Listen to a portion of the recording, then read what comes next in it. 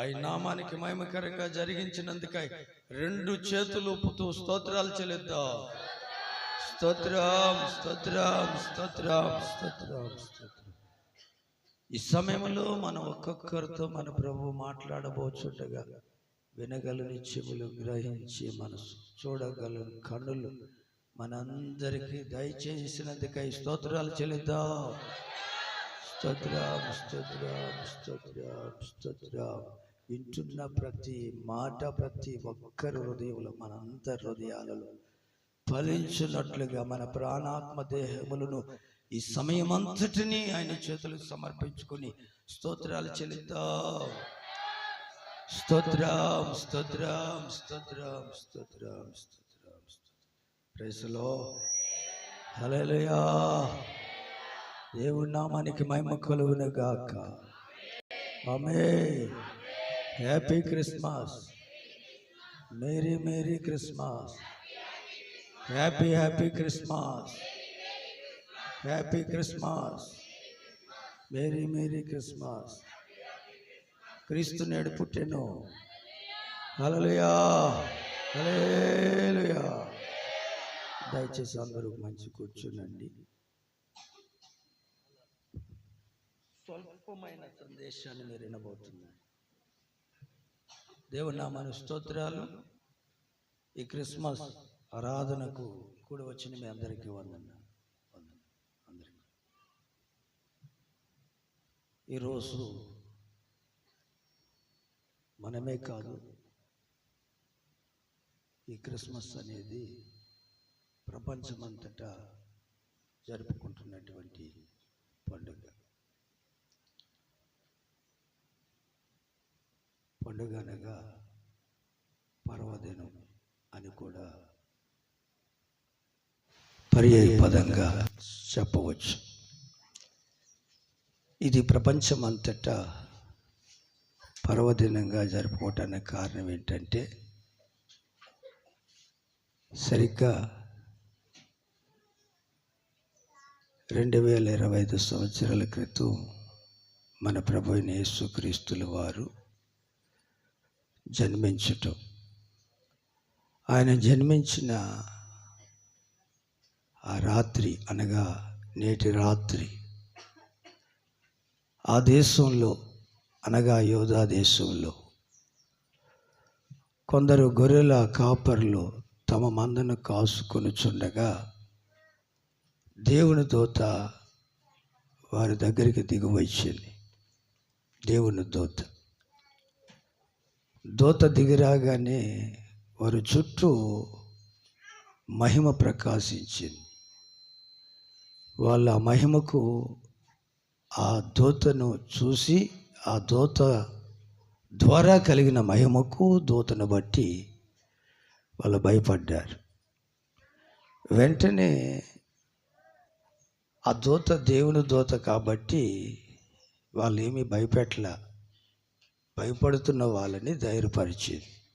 ఏం చేసిందండి? నేను ఈ సందర్భంలో ఒక మాట చెప్పొచ్చు కానీ టైం ఎక్కువైపోతుంది. ఆమేన్. కొంతమంది భయపెడతారు. ఏం చేస్తారు? నాది నాకు ఇవ్వకపోతే నాశనం చేసేస్తానంటారు. ఆమేన్. వాళ్ళ భయాన్ని గమనించి వాళ్ళు ధైర్యపరిచిన తర్వాత ఆ దూత ఎందుకు వచ్చిందో ఆ వార్త చెప్పింది, ఆ వర్తమానం చెప్పింది. ఆ మాటల నెరవేర్పు నేటి దినంలో మనం గమనిస్తున్నాం. ఏమిటి ఆ మాటలు?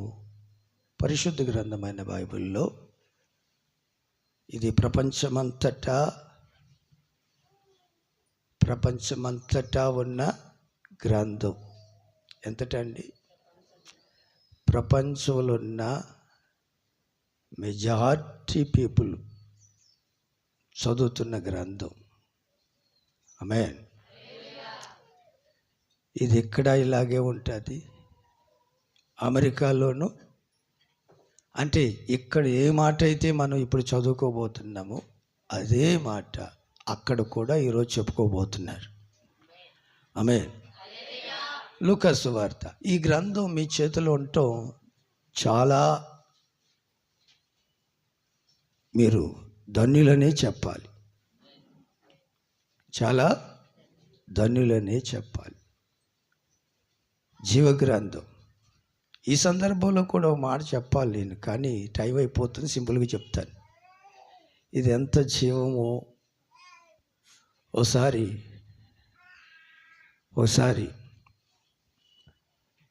మా ఇంటికి ఒక దురాత్మ వచ్చింది.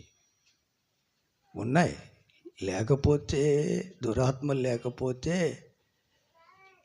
ఈ కలబంద చెట్లు ఎందుకు, గారికట్లు ఎందుకు, ఇవన్నీ ఉన్నాయనే కదా. ఓ దురాత్మ వచ్చింది మా ఇంట్లో. నేనే ప్రభు వైపు తిరిగాను. ప్రభు నన్నే మొట్టమొదట ఆయన వైపు తిప్పుకున్నారు. మా నాన్నగారు ఏంటో వచ్చి, నేను ప్రభు వైపు తిరుగున్న దానిని బట్టి ఆ దురాత్మ మా ఇంట్లోకి రాలేకపోయింది. చాలా రోజులు బయటే తిరిగి మా నాన్నగారు వరాండాలో భోంచేస్తుంటే, వరాండా అనే దానికంటే కూడా వసారని చెప్పాలి, అది పూరిల్లు. వసారులో భోంచేస్తుంటే మా అమ్మలోనికి వచ్చి, మా అమ్మమ్మ పిచ్చుకులాగా కొంచెమే ఉంటుంది, మా నాన్నమ్మ జమాన్ల మనిషి. ఇక్కడ అందరికీ చాలామందికి తెలుసు, విశ్వాసులకి, సంఘస్థులకి. మా అమ్మ మా నాన్నగారు ఎంక చూసి పళ్ళు నోరుతుంది ఆ దురాత్మ పట్టి. ఏమనంటే, నేనున్నానన్న భయం కూడా లేకుండా నీవు వచ్చేసావు, నీ ఎముకలు ఇరిసి తినేస్తానని నీ పళ్ళు నోరుతుంది. ఈ లోపల మా చెల్లి నాకంటే ముందుగా ప్రార్థనకి వెళ్తుంది, కానీ పరివర్తన లేదు, మారు మనసు లేదు, ప్రార్థనకు మాత్రం పోతుంది. అయితే మా చెల్లి ఏం చేసిందంటే, బైబిల్ ఉంటే అప్పటికి నేను ప్రార్థన పోవటల్లా, ప్రభు నన్ను మార్చుకున్నాడు, నేను ప్రతి చెడు అలవాటు నుండి విడుదల పొంది ప్రతిరోజు ప్రార్థన చేసుకుంటున్నా, బైబిల్ చదువుకుంటున్నా.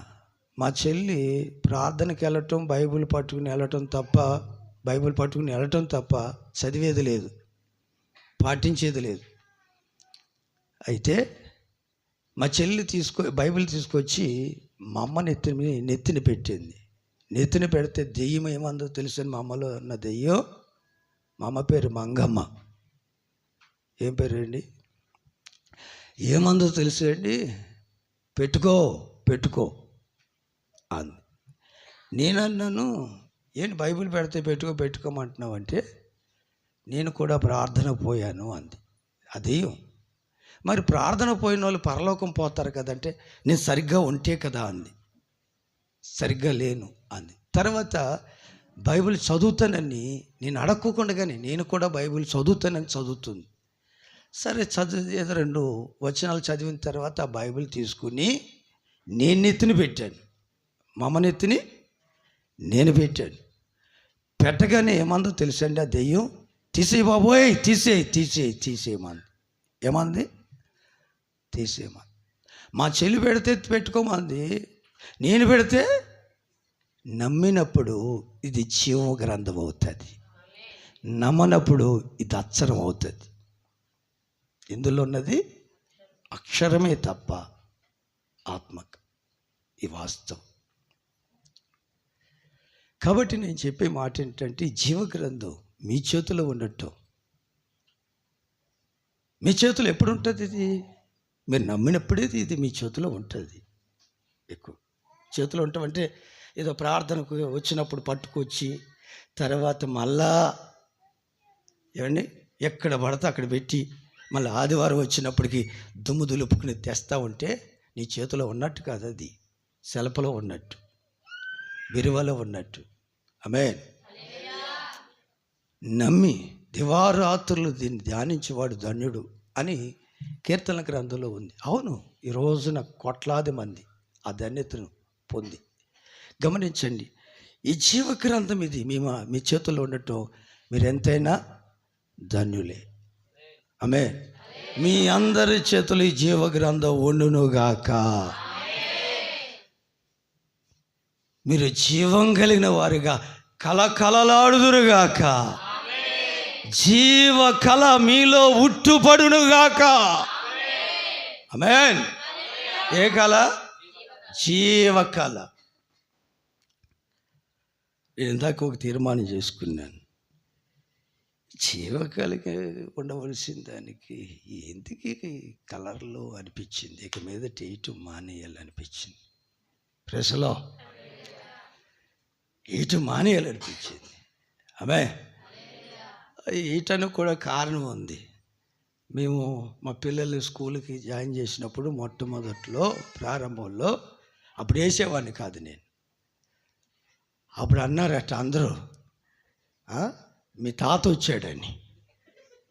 ఎవరు వచ్చారు? అరే మీ తాత వచ్చాడని. డాడీ నీకు దండం పెడతా ఆమేన్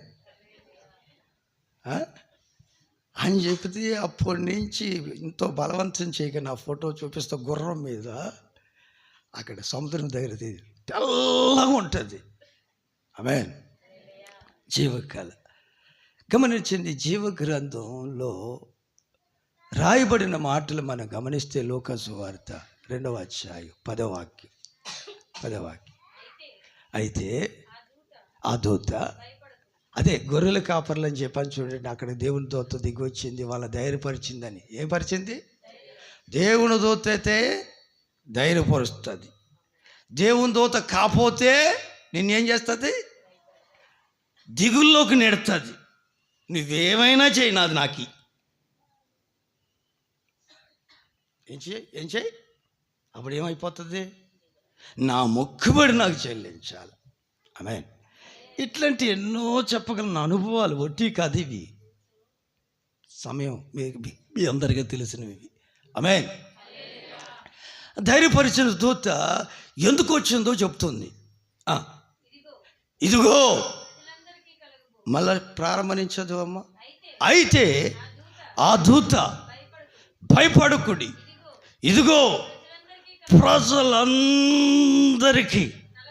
కలగబోవు మహా సంతోషకరమైన సువార్తమానం నేను మీకు తెలియచేయుచున్నాను. మీరు జాగ్రత్తగా గమనిస్తే ఇక్కడ దేవుని దూత దేవుని యొక్క వర్తమానం చెప్పిన ఆ వర్తమానంలో, ఆ దేవుని వర్తమానంలో మీరు గమనిస్తే ప్రజలందరికీ కలగబోవు మహా సంతోషకరమైన సువార్తమానం నేను మీకు తెలియజేస్తున్నాను అని చెప్పింది. ఆమేన్. ఎవరందరికండి? ప్రజలందరికీ. నిన్న రోజున ప్రతి స్కూల్లో ఇంచుమించు ప్రతి స్కూల్లో క్రిస్మస్ సెలబ్రేషన్ చేశారు. కారణం ఏంటి చెప్పమంటారా? ఈ మాట యొక్క నెరవేర్పు. ఏంటండి ఈ మాట నెరవేర్పు? ఏంటిది? ఆ రోజున కొందరికి మాత్రమే, ఈ రోజున ప్రపంచమంతటా ప్రజలందరికీ ఏం కలిగిందండి? ఏ సంతోషం అమ్మా? మహా సంతోషం. ఈ మహా సంతోషం అనే మాట కోసమే నేను మీకు చెప్పి ముగిస్తా. మహా సంతోషం అంటే దాని అర్థం ఏంటంటే తరగనంత సంతోషం. ఎంతండి? అంటే దాని అర్థం ఏంటంటే ఈరోజు ఎలా నువ్వు సంతోషంగా ఉన్నావో మరలా వచ్చే ఈ రోజు వరకు కూడా ఇదే విధంగా నీకు సంతోషం కలిగించటానికి ప్రభు వచ్చాడు. ఇలాగే ప్రతిరోజు పండగే. ప్రార్థనలో చెప్పారు, పలికిచ్చారు. ప్రతిరోజు పండగే నీకు, ప్రతిరోజు పర్వదినమే, ప్రతిరోజు సంతోషమే, ప్రతిరోజు సంతోషమే. అందుకే ప్రవక్తలు ప్రవచించారు ఏమని? యెషయా గ్రంథం 51వ అధ్యాయం 11వ వాక్యంలో ఈ సంతోషాన్ని గురించి ప్రవక్తలు ప్రవచించిన ప్రవచనం నెరవేర్పు మనం గమనిస్తాం. యెహోవా విమోచించిన వారు సంగీత నాదముతో సియోనునకు తిరిగి వచ్చేదరు. నిత్య సంతోషము ఎక్కడుంటుందండి? తల మీద ఉంటుంది. ఆమేన్. ఎక్కడ ఉంటుందండి? ఏ సంతోషం? నిత్యమైన కాదమ్మా, నిత్య సంతోషం. ఏంటది? నిత్య సంతోషము. ఇదే అంటారు మహా సంతోషము. ఇంకా భక్తుడు అంటాడు రక్షణ ఆనందము. ఇంకా అపోస్తులు అంటారు ఎల్లప్పుడూ. ఏంటమ్మా అదే? ఎవరది సంతోషం అన్నారు? ఫిలిప్పీ పత్రిక 4వ అధ్యాయం 4వ వాక్యం చదవండి, ముగిస్తున్నాను నేను. ఎల్లప్పుడూ. ఇది ప్రభు మనకిచ్చిన ఆనందం అంటే, రక్షణ అంటే, మహా సంతోషం అంటే మనం ఎల్లప్పుడూ ఎలా ఉంటాం? ఎల్లప్పుడూ ఎలా ఉంటాం? ఆనందంగా ఉంటాం. మేము ఈ ప్రాంతానికి పరిచయ నిమిత్తమై వచ్చిన తర్వాత మొట్టమొదట కొండారెడ్డి వాళ్ళ ఇంట్లో, అంటే ఆయన పేరేమో ఇందులో ప్రభువులో, ఎక్కడండి? ప్రభువులో కరుణ్ రాజు వాళ్ళ ఇంట్లో ఉన్నాం. ఆ తర్వాత ఈ స్థలం తీసుకున్న తర్వాత సమీపానికి ఈ గోవిందరెడ్డి, ఏ గోవిందరెడ్డి? పోసం గోవిందరెడ్డి వాళ్ళ ఇంట్లోకి వచ్చాం. ఆ పోసం గోవిందరెడ్డి వాళ్ళ భార్య అనేదట అమ్మగారితోటి, అన్నయ్య గారి ముఖం ఎప్పుడు నవ్వుతూ ఉంటుంది. ఆయన ముఖం చూస్తే చాలు. ఏది? ఈ కరి ముఖాన్ని చూస్తేనంట ఆమె ఎట్లుంటుందంట ఆమె ఎప్పుడు నవ్వుతూ ఉంటుంది అని. ఈ నవ్వు, ఈ ఆనందం ఏమండి? ఈ జీవకళ బైబిల్లో అనేక మాటలు ఉన్నాయి. వెలుగులో ఉన్నాం. ఎక్కడున్నామండి? ఎలా కలిగింది? ప్రభు ద్వారా. ఎవరి ద్వారా అండి? ఇదిగో ప్రజలందరికీ కలగబోవు మహా. దేవుని వాక్కు నెరవేరిపోతుంటే కొంతమందికి ఇదేదో, ఏమండి, ఇదేదో మత మార్పిడి చేసేస్తున్నారు అనుకుంటున్నారు. ఏ మార్పిడి? అన్నాయని మారమంటే మారిపోగలుగుతాడా? ఏ వ్యక్తి అయినా మారగలుగుతాడండి? ఏమండి, కనీసం ఓటేయటానికే నోటు కావాలంటే ఆమె ఏమేయటానికి? ఓటేయటానికే నోటు కావాలంటే అంతలా మారిపోతారా ఎవరైనా మతం? ఇది మత మార్పిడి కాదు, మతి మార్పిడి అంటాడు పాస్టర్ గారు. అదే మనసు మార్పు. ఎవరైతే మారు మనసు పొంది, ఏమండి, అంటే నిజముగా అయినా లోక ప్రపంచమంతా పర్వదినంగా జరుపుకుంటుందంటే, ప్రపంచమంతటనా కొంతట అండి? కారణం ఇదిగో దేవుని దూత చెప్పిన ఆ యొక్క వాక్యం యొక్క నెరవేర్పు నేటి దినాలలో, ప్రవక్తల ప్రవచనాలు నెరవేర్పు నేటి దినాలలో మనం గమనిస్తున్నాం. అందుకనే ఈ రోజున వాక్యంలో చెప్పబడినట్లుగా మన చదివిన వాక్య ప్రకారంగా ప్రపంచమంతటే ఏం జరుపుకుంటుందండి? క్రిస్మస్ అనేది ఒక పర్వదినంగా జరుపుకుంటుందంటే ఇది దేవుని యొక్క ఏర్పాటు, దేవుని యొక్క నిర్ణయం. ఇది దేవుని వాక్కు. ఇది ఇంకా విస్తరిస్తుంది, ఇది ఇంకా వ్యాపిస్తుంది. ఓ మహాసమూహం ఆయన నిత్య మహిమ కొరకు సిద్ధపరచబడబోతుంది. ప్రభు త్వరగా రాబోతున్నారు. ప్రవక్తల ప్రవచనాలు నెరవేరి దూత యొక్క ఆ మాట నెరవేరుతుంది. అలాగే మన ప్రభు బోధించిన బోధలు కూడా నెరవేర్చబడుతున్నాయి.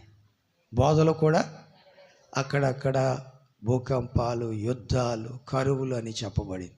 అట్లాగే జరుగుతుంది. వీటన్నిటి కారణం ఏంటో చెప్పమంటారా? ప్రభు త్వరగా రాబోతున్నారు. అందరూ తలలు వంచండి, కళ్ళు మూసుకున్నది. చిన్న ప్రార్థన చేసుకుందాం.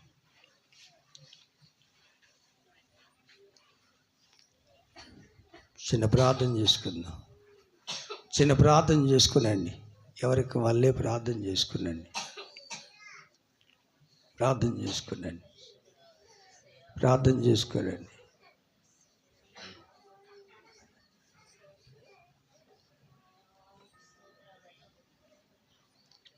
ఇక్కడి నుంచి మీరు మహా సంతోషముతో వెళ్ళాలి. ఈ సమయంలో ఆ విధంగా మిమ్మల్ని మహదానందంతో నింపాలనే ఆయన సన్నిధికి మిమ్మల్ని నడిపించాడు. మనం మీరెవ్వరూ కూడా తటస్థంగా వచ్చిన వారు కాదు. దేవుని సంకల్పాన్ని బట్టి నడిపించబడిన వారు. ఆయన ప్రజలుగా నిన్ను నన్ను నిర్ణయించుకున్నవాడు. యేసుక్రీస్తు అందరికీ ప్రభు. దేవుడు లోకముని ఎంతో ప్రేమించాడు. నిన్ను నన్ను ప్రేమించినవాడు. నీ కొరకు నా కొరకు పుట్టినవాడు. నీ కొరకు నా కొరకు, నీ పాపము నా పాపం కొరకు లోక పాపమును మోసుకొని పోవు దేవుని గొర్రె పిల్లగా ఆయన బలై రక్తాన్ని చిందించి మన ప్రాణ విమోచన క్రయధనముగా ఆయన రక్తాన్ని చిందించి మనం పొందవలసిన శిక్ష, మరణ శిక్ష ఆయన మీద వేసుకుని మృత్యుంజయుడై తిరిగి లేచిన వాడు. ఇదిగో నీ కొరకు పుట్టానని, నా కొరకు, మనందరి కొరకు, లోకములో ఉన్న వారందరి కొరకు పుట్టిన దేవుడు లోకములో ఉన్న వారందరికీ ఈ మహా సంతోషాన్ని ఇచ్చి ప్రపంచమంతటా పర్వదినముగా పరవశించేటట్లుగా ప్రభు బిడలుగా ఆయన సన్నిధిని చేరిన వారితో నిన్నును చేర్చుకుని ఈ సమయంలో నీతో మాట్లాడుతూ వచ్చాడు. ఆయన నీకును ఈ మహా సంతోషాన్ని, తరగని సంతోషాన్ని, నిత్య సంతోషాన్ని, అత్యానందాన్ని, మహా సంతోషాన్ని ఇక కలిగించాలని, నువ్వు కలకాలము సంతోషంగా ఉండాలని నిన్ను కోరుకున్నవాడు, నన్ను కోరుకున్నవాడు, మనం కోరుకున్నవాడు, మన కొరకు మనుషుడిగా పుట్టినవాడు. అదుకు ఆయన సంకల్పాన్ని దూత ద్వారా భూమికి పంపించి మన కొరకు పుట్టినవాడు. చేయవలసిందంతా చేసి సమాప్తం చేసి ఈ విధంగా మనకు ఈ మహదానందాన్ని కలిగించుండగా ఆయన ఇచ్చిన మహదానందాన్ని బట్టి చేతులెత్తి ప్రభువు నీకు స్తోత్రం అంటూ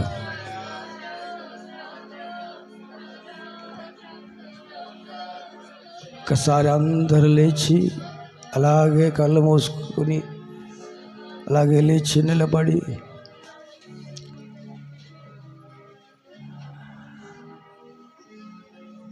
Jesus, Almighty, oh God, Isaiah, Jesus, oh.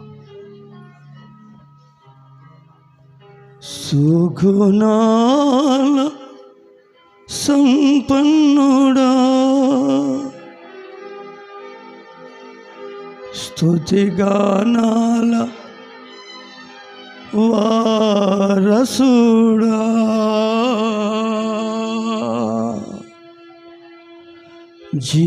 జీవింతును నిత్యము నీ నీడలో,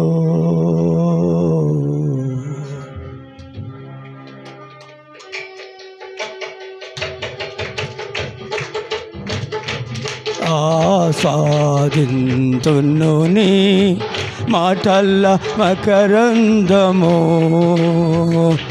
జీవింతును నిత్యము నీ నీడలో, ఆస్వాదింతును నీ మాటల మకరందము సుగుణాల సంపన్నుడా.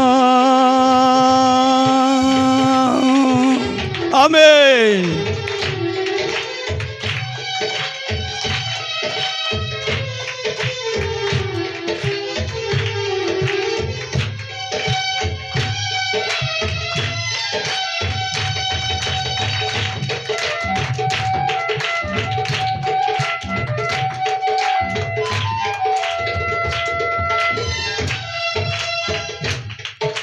యేసయ్యా నీతో జీవించగానే నా బ్రతుకుగా మారేనులే.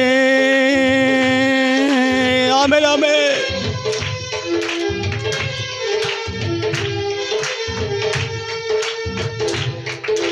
యేసయ్యా నీతో జీవించగానే నా బ్రతుకుగా మారేనులే.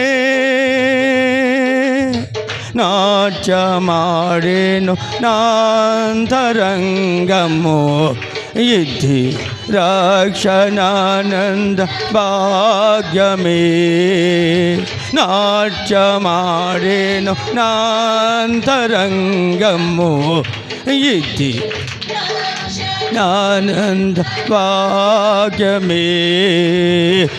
సుగుణాల సంపన్నుడా స్తుతిగానాల వారసుడా జీవింతును నీచము నీ నీడలో ఆస్వాదింతును నీ మాటల. ఆమేన్ ఆమేన్.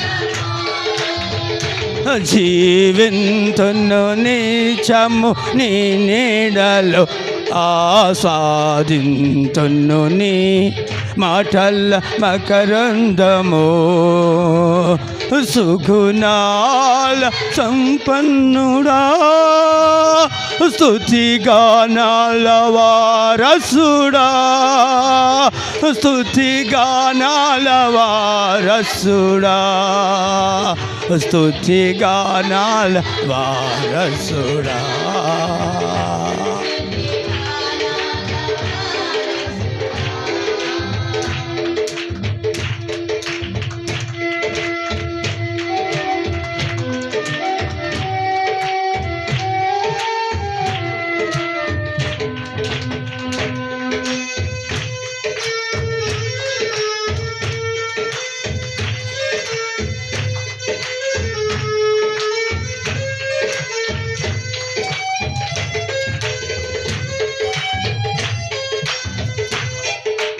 యేసయ్యా నిన్ను వెన్నంటగానే ఆజ్ఞల మార్గము కనిపించెనే.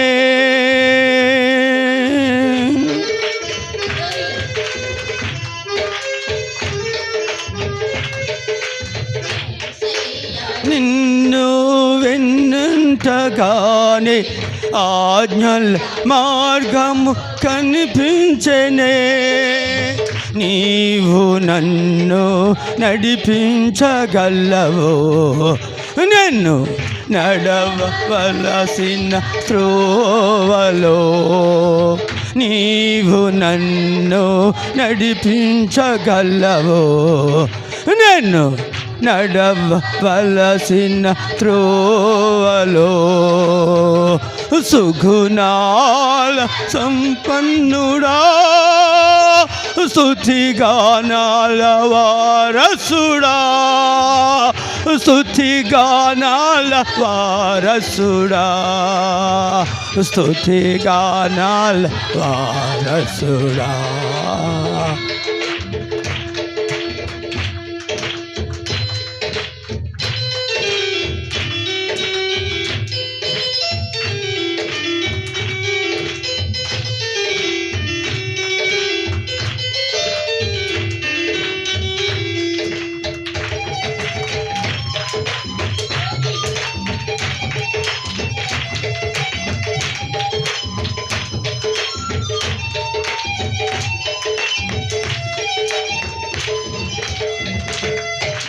యేసయ్యా నీ కృప తలంచగానే నా శ్రమలుగా అనిపించలేదే.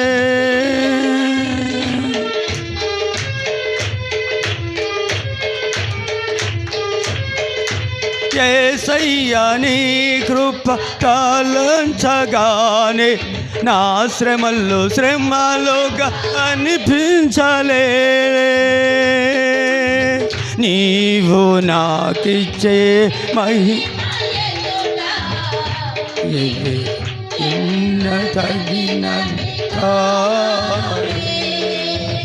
నీవు నాకిచ్చే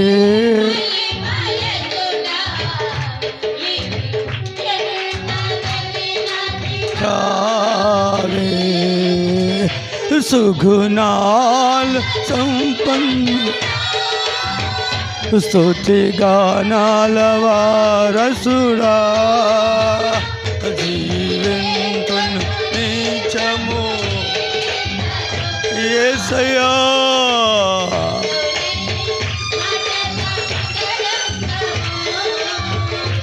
జీవింతును నిత్యము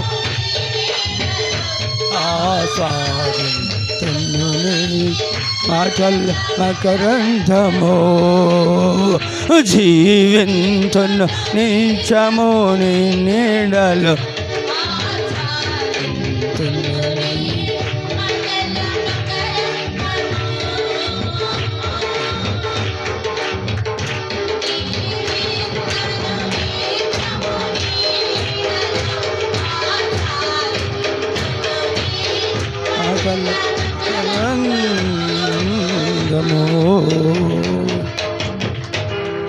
పరిశుద్ధుడా, ప్రేమగల తండ్రి, మమ్మల్ని ఎంతగానో ప్రేమించి